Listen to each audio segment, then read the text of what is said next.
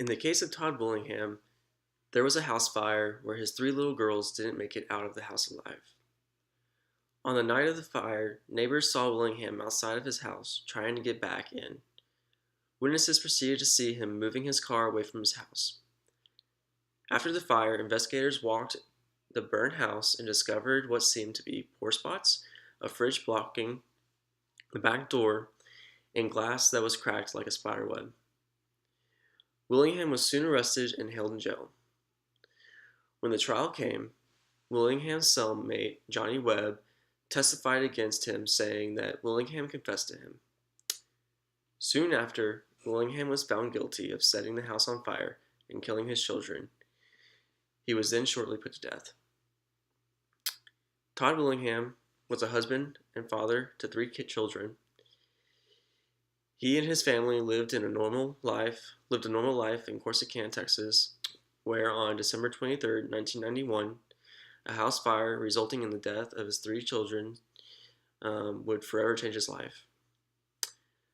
Todd Willingham was a man who had a troubled past involving petty crimes when he was younger.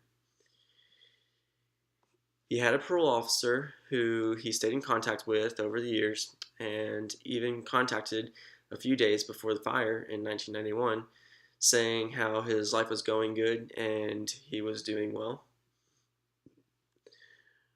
When taking a look at Willingham, one could get the impression that he was a bad man, with his features like his dark hair and his tattoos.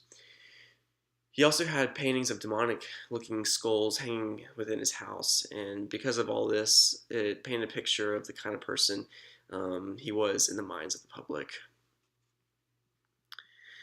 I wrote about this particular case because the case addressed issues that people debate about regarding capital punishment. I know that after researching this case even more, it has brought to my attention some interesting controversies. Some questions that may arise from this case may be questions such as, are eyewitnesses reliable? After researching the William case, I would have to say that eyewitnesses are not reliable. For example, Willingham's neighbors changed their stories after hearing Todd Willingham was a suspect of killing his three girls. Another may be, is the evidence collected by the fire investigators reliable? I believe that some of the older methods of evidence are not as reliable, aren't as reliable evidence collected as today. For instance, it is found that the spiderweb crack in the glass is inconsistent with a fire purposely set. And also, are jailhouse informants reliable?